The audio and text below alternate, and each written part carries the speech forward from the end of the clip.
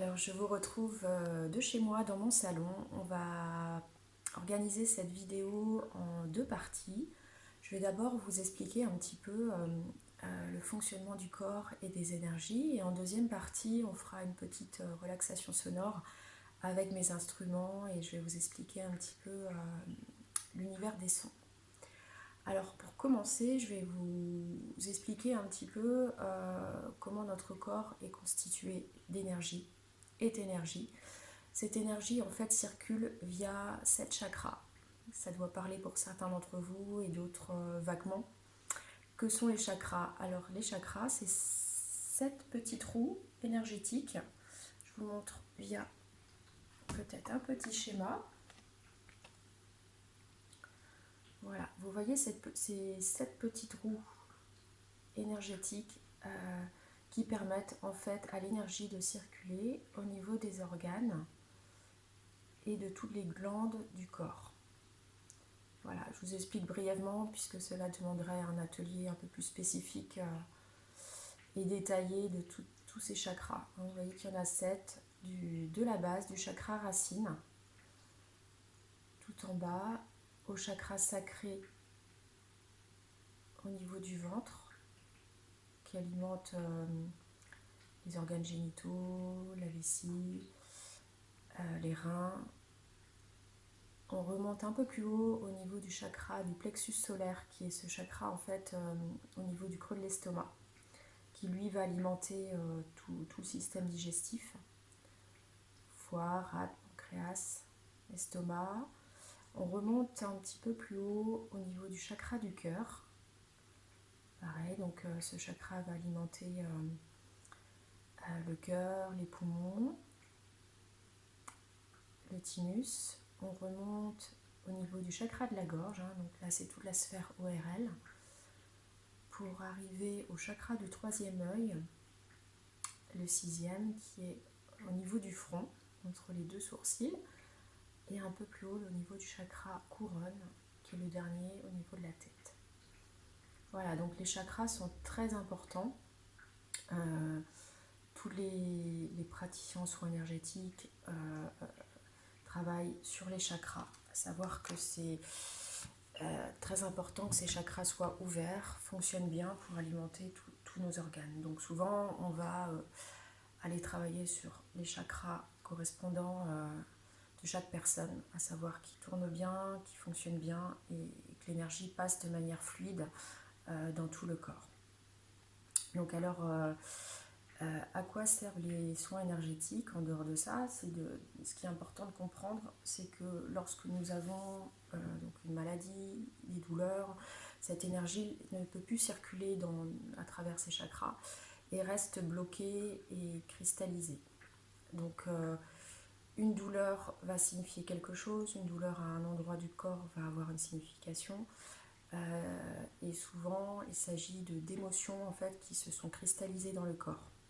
Ces émotions, en fait, n'étant pas évacuées, n'étant pas exprimées, restent à l'intérieur et forment des amas comme des petits cristaux en fait, qui viennent bloquer à certains endroits du corps, ce qui fait que l'énergie ne circule plus. Voilà. Vous pouvez avoir un problème à l'épaule, mal au ventre, tout a une signification. Je vous fais là une petite parenthèse justement pour vous montrer un petit livre en même temps qui pour moi est ma Bible. En fait, ce livre, c'est le grand dictionnaire des mots et des maladies de Jacques Martel. Alors, si j'avais eu ce livre il y a 20 ans, ça m'aurait changé la vie. Donc je l'ai découvert il y a 4-5 ans, quand j'ai compris en fait l'impact des émotions sur notre corps. Voilà. Chaque douleur, chaque maladie, chaque mot a une signification psycho-émotionnelle. Voilà. Donc voilà, souvent on dit par exemple j'ai la gorge nouée, je tombe dessus. J'ai la gorge nouée quand je vis de l'anxiété. Je me sens alors prise à la gorge. Il se peut aussi que j'ai un manque de confiance en moi et que je doute de mes capacités, surtout devant quelqu'un qui m'intimide et qui représente une forme d'autorité. J'ai l'impression d'avoir le souffle coupé. Je préfère subir au lieu d'assumer mes choix. Je suis paralysée par l'angoisse et la vie sociale me fait peur. J'ai de la difficulté à prendre position et je remets en question mes croyances. Je peux me sentir vulnérable alors que je dois faire confiance à la vie. Voilà, donc pour chaque maladie, chaque mot, en fait, vous avez la signification psycho-émotionnelle. Donc souvent, quand on regarde pour un problème, quel qu'il soit, et qu'on lit la signification, ça résonne fortement. D'où l'importance de bien comprendre ça, c'est que vous allez aussi aborder différemment la personne que vous allez prendre soin. Voilà, vous voyez souvent une personne qui arrive avec sa pathologie, son problème de santé, d'avoir cette compréhension psycho-émotionnelle, vous allez voir que ça va bien au-delà de ça et que ça a une signification qui peut remonter évidemment à une problématique bien plus importante et bien profonde avec des traumatismes de l'enfance, etc. Donc voilà pour la petite récap. Si vous avez, je vous le remonte, donc c'est le grand dictionnaire des mots et des maladies de Jacques Martel. Voilà, c'est vraiment un livre où vous aurez beaucoup d'informations pouvant vous aider, vous, votre entourage, votre famille, mais aussi la personne que vous allez prendre en charge. Alors, voilà, on a fait un petit tour de l'importance que l'énergie circule mal, donc d'où le lien avec tout ce côté émotionnel, toutes ces émotions que vous gardez en vous, qui ne sont pas verbalisées, qui ne sont pas exprimées ou regardées. Ces émotions donc viennent se cristalliser dans le corps. Donc moi c'est comme ça que je travaille, c'est aller voir ces émotions, aller voir d'où elles viennent, souvent depuis très très loin de l'enfance. Et les soins énergétiques vont aller en fait faire remonter ces mémoires. On va aller voir en profondeur puisque le corps imprime. Donc le corps garde, tous les cellules gardent en mémoire toutes les émotions qui n'ont pas été verbalisées ou regardées. Voilà, donc je vais faire du coup une petite explication donc, par rapport au son. Alors vous voyez, là j'ai mon bol tibétain. Comment je travaille avec un bol tibétain? Quelle est l'importance des sons, des vibrations dans le corps? Voilà, moi j'ai découvert ces instruments il y a 1 an et demi, que je les utilise dans mes séances. C'est tous ces instruments, je vous en montre. Voilà, ça c'est un bol de cristal, je vais vous expliquer un petit peu après la différence. Donc pour faire simple, tous ces instruments émettent des ondes, des vibrations qui vont venir, c'est un son énergétique, qui vont venir en fait pousser l'énergie, aider l'énergie à recirculer librement dans tout le corps. Pourquoi ? Ces ondes, ces fréquences ces instruments émettent une fréquence qui est de 432 Hz. 432 en fait c'est la fréquence de notre corps en bonne santé. Notre corps en bonne santé a une fréquence de 432 Hz. À partir du moment où nous avons un problème, quel qu'il soit, notre corps change de fréquence, n'est plus à sa fréquence de santé. Ces sons, ces vibrations vont donc permettre de réaligner le corps à sa bonne fréquence. Voilà. Les ondes viennent en profondeur dans nos cellules, donc réaligner pour que notre corps se remette à la fréquence de bonne santé. Ce qui fait que ça peut avoir des effets, à savoir souvent en séance ça fait remonter des émotions, puisque ces émotions sont dans le corps, elles ne sont pas évacuées. La séance va aussi servir à ça, faire remonter les mémoires, les émotions, afin qu'elles soient évacuées. Ce qui est en lien effectivement avec les douleurs. Toutes ces douleurs que nous avons dans le dos, que nous portons dans le dos, c'est ça. C'est tout ce qu'on porte depuis peut-être longtemps et qu'on garde et qui n'a plus lieu d'être. toutes ces tensions, en fait, voilà, se sont vraiment cristallisées. Donc ces sons, ces vibrations vont aller pousser à ce que tous nos corps énergétiques, toutes ces parties de nous, toutes ces couches reviennent dans un alignement, dans la fluidité.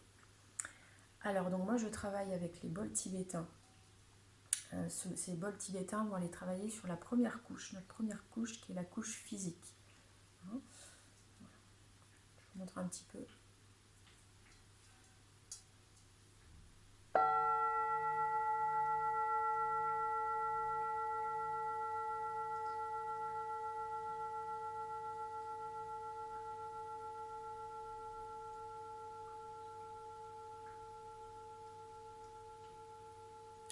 On va dire que les bols tibétains viennent commencer à faire un petit peu le ménage. Voilà. Ensuite, il y a d'autres bols qui sont les bols de cristal. Donc ça, celui-ci, en fait, chaque bol a une fréquence, va aller travailler sur un chakra. Ce bol, par exemple, travaille le deuxième chakra, au niveau du bassin. Savoir que chaque chakra est en lien avec une note. Le premier chakra, c'est la note Do, Ré, Mi, Fa pour le cœur, Sol, La, Si. Donc celui-ci, c'est le deuxième chakra. Donc vous allez voir ces ondes qui tournent à 360 vont aller travailler toute cette partie qui est très importante, toute la partie des intestins. Voilà. Je dis que c'est notre deuxième cerveau. Je vous fais écouter.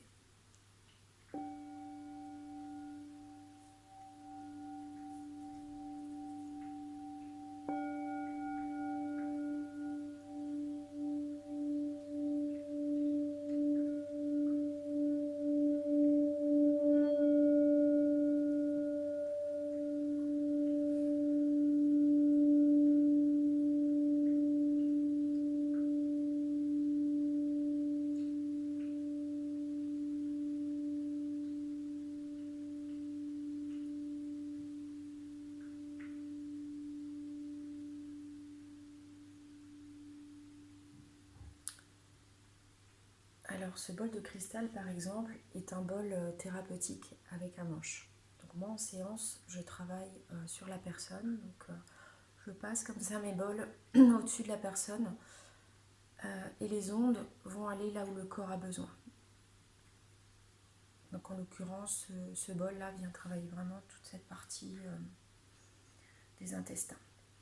Donc tous les organes génitaux, sexuels, urinaires, voilà, toute cette partie là. Je vous montre un deuxième bol.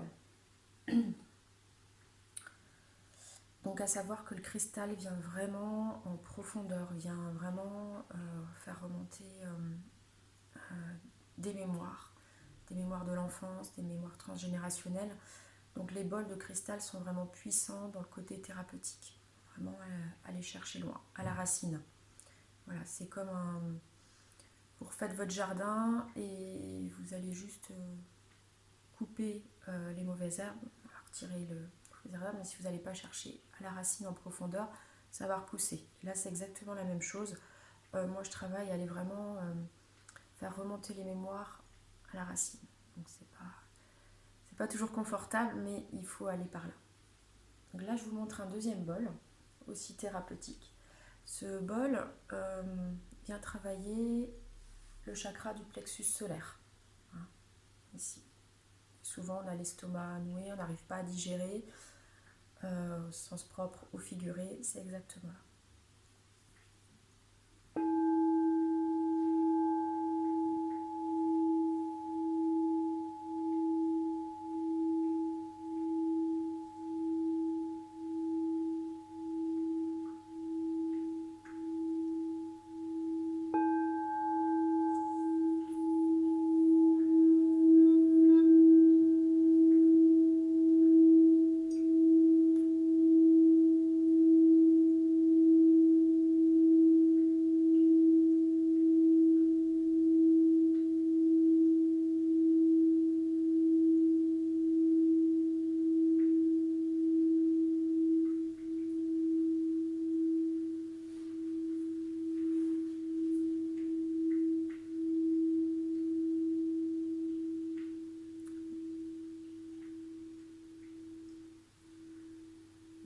ne sais pas si vous ressentez ces ondes qui tournent à 360 en fait,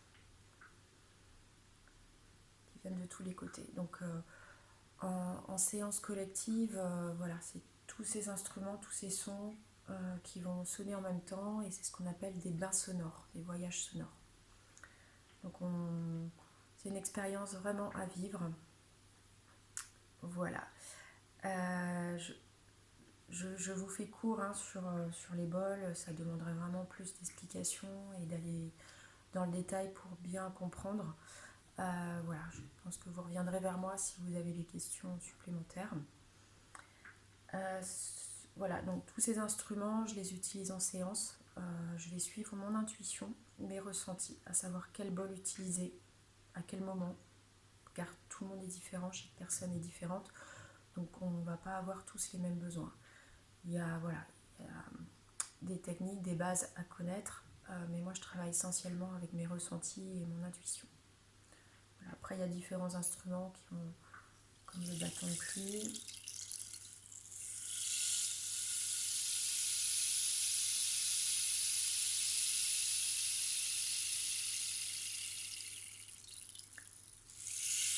Le bâton de pluie, je l'utilise essentiellement pour la purification et le nettoyage. Et je vous fais écouter le carillon.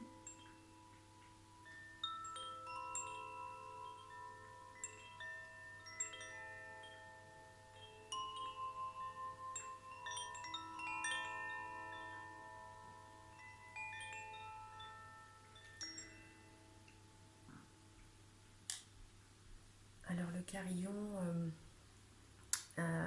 vient toucher en fait des mémoires de l'enfance principalement et le chakra du cœur. Pour l'avoir utilisé lors d'une séance de groupe auprès de personnes âgées, c'est un des instruments qui a vraiment eu le plus de résonance et d'impact sur les personnes. Voilà pour les explications et on se retrouve pour la petite relaxation sonore.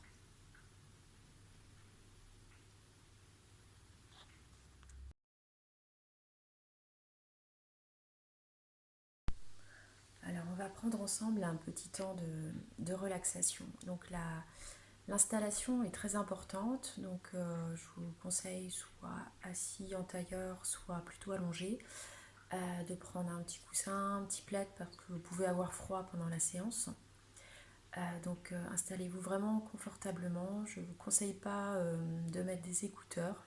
Vous pouvez tester, mais essayez plutôt sans écouteurs, sans casque pour le coup, parce que le son, je pense, ne va pas résonner aussi bien avec ces écouteurs. Voilà. Donc je vous laisse ce petit temps pour vous installer confortablement.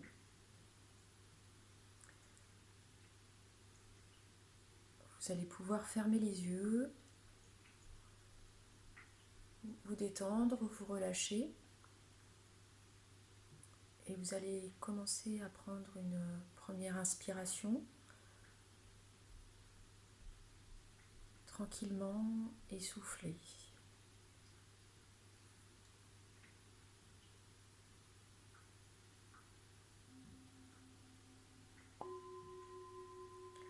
Vous pouvez de nouveau inspirer.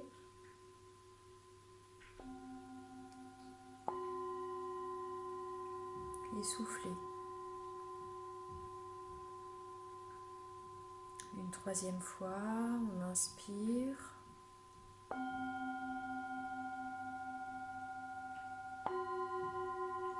Et on souffle.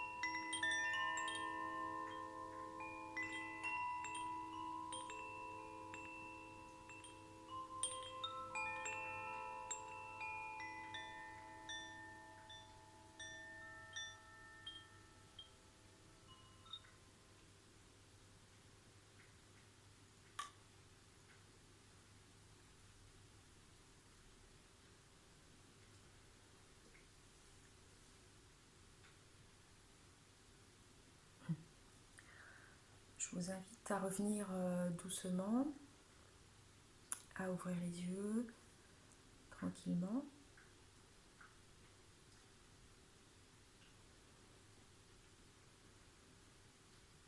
Voilà, c'était un petit extrait d'une séance de relaxation sonore. J'espère que ça vous a plu. Pour certains, sans doute une découverte. Donc voilà, les bains sonores, les voyages sonores, c'est l'utilisation de tous ces sons en séance collective, donc allongés.